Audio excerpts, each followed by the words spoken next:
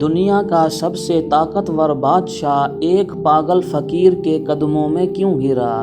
ایک دینار میں جنت کا محل کیسے بیچ دیا گیا؟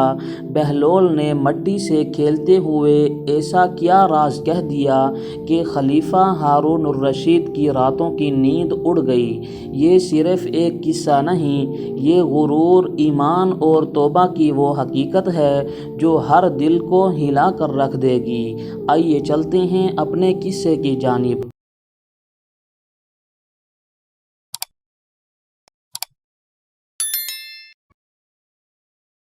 بغداد کا شہر علم، حکمت اور خلافت کا مرکز تھا۔ یہاں کے بازاروں میں علم کی روشنی بکھری ہوئی تھی، گلیوں میں علماء دین کی باتیں گونجتی تھیں اور محلوں میں اسلام کی شان دکھائی دیتی تھی۔ لیکن انہی روشن گلیوں میں ایک ایسا شخص بھی تھا جو بوسیدہ کپڑوں میں ملبوس ننگے پاؤں کبھی ہنستا تو کبھی روتا، کبھی مٹی سے کھیلتا اور کبھی حکمت کے جملے اچھالتا۔ لوگ اسے دیوانہ کہتے تھے، لیکن وہ تھا دراصل عقل کا خزانہ۔ وہ تھا بہلول دانا رحمۃ اللہ علیہ۔ وہ اللہ کا ایسا بندہ تھا جس نے دنیا کو اس کی حقیقت میں پہچانا اور دنیا سے کنارہ کشی اختیار کر لی۔ وہ مٹی کے ڈھیروں سے جنت کے محل بناتا اور پھر انہیں ہاتھ سے گرا کر کہتا، یہی دنیا کی عمارتوں کا حال ہے جو آج بناؤ کل مٹی میں مل جائیں گی، لیکن جو دل سے اللہ کے لیے بناؤ گے وہ ہمیشہ کے لیے باقی رہیں گی۔ ایک دن کی بات ہے کہ بغداد کا بادشاہ ہارون الرشید محل میں اپنے تخت پر بیٹھا تھا، لیکن دل میں عجیب سی بے چینی تھی۔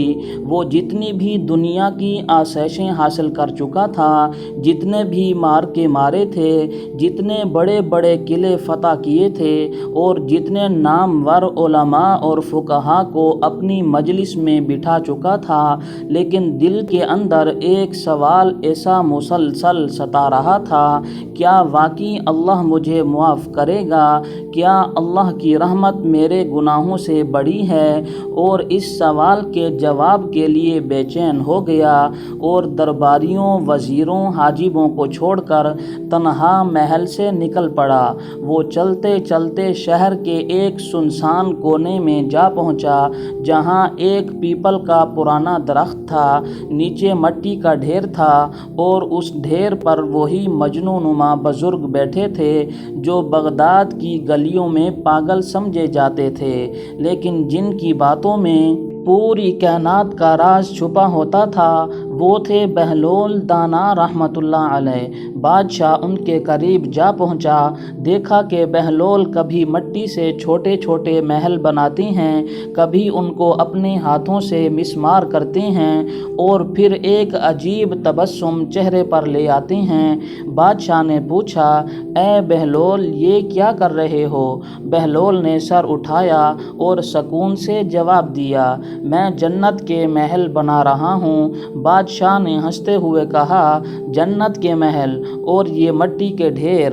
بہلول نے کہا، ہاں، یہ محل وہی حاصل کر سکتا ہے جو دنیا کی محبت کو مٹی کی طرح سمجھے۔ بادشاہ نے ہنستے ہوئے مذاق میں کہا، اچھا، کیا مجھے بھی ایک محل دو گے؟ بہلول نے کہا، ہاں، 1 دینار میں۔ بادشاہ نے کہہ کے لگایا، تم واقعی پاگل ہو گئے ہو بہلول، اور یہ کہہ کر وہ آگے بڑھ گیا، لیکن وہ نہیں جانتا تھا کہ وہ کس چیز کا انکار کر کے جا رہا ہے۔ کچھ ہی دیر گزری تھی کہ خلیفہ کی بیوی زبیدہ اسی راستے سے گزری۔ جب اس نے بہلول کو مٹی کے ساتھ کھیلتے دیکھا تو اسے تجسس ہوا۔ اس نے سواری رکوائی، نیچے اتری اور ادب سے پوچھا، اے بہلول، کیا بنا رہے ہو؟ بہلول نے اسی اطمینان سے کہا، جنت کے محل بنا رہا ہوں 1 دینار میں۔ زبیدہ نے فوراً اپنی تھیلی سے 1 دینار نکالا اور بہلول کو تھما دیا۔ بہلول نے مسکرا کر مٹی پر ایک محل کی ساخت بنائی اور کہا، یہ تمہارا محل ہے، تمہیں مبارک ہو۔ رات آئی، بادشاہ اپنے نرم بستر پر لیٹا، لیکن دل میں بے چینی بڑھتی جا رہی تھی۔ آنکھ لگنے کی دیر تھی کہ خواب میں ایک حسین باغ میں پہنچا۔ وہاں چشمے، سبزیاں، روشنی اور نور کی ایسی کیفیت تھی کہ بیان سے باہر۔ ایک عظیم الشان محل اس کی آنکھوں کے سامنے آیا۔ محل کے دروازے پر لکھا تھا زبیدہ بنت خلیفہ کا محل۔ بادشاہ نے حیران ہو کر فرشتے سے پوچھا کیا یہ محل میرا ہے؟ فرشتے نے جواب دیا نہیں، یہ اس کا ہے جو اسے خرید چکا ہے۔ بادشاہ نے کہا میں خلیفہ ہوں، میں زیادہ دے کر خریدنا چاہتا ہوں۔ فرشتے نے کہا یہ سودا دنیا میں ہوتا ہے، آخرت میں قیمت قبول نہیں کی جاتی، وہاں ایمان، اخلاص اور وقت کی قدر دیکھی جاتی ہے۔ بادشاہ کی آنکھ کھل گئی، وہ پسینے میں شرابور تھا، فوراً اٹھا اور دوڑتا ہوا بہلول کے پاس جا پہنچا۔ روتے ہوئے کہا اے بہلول، میں وہی محل لینا چاہتا ہوں، میں 100 دینار دوں گا۔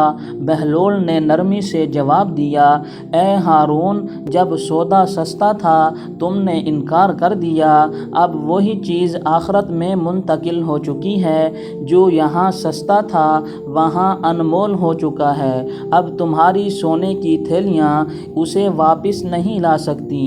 یہ سن کر بادشاہ زمین پر گر گیا، سجدے میں پڑ گیا اور روتے روتے کہا اے اللہ، جب میں تیری جنت خرید سکتا تھا میں نے غرور کیا، اب جب میں ندامت لایا ہوں مجھے بخش دے، مجھے بھی وہ محل عطا فرما جس کے لیے بہلول کی مٹی میں راز تھا۔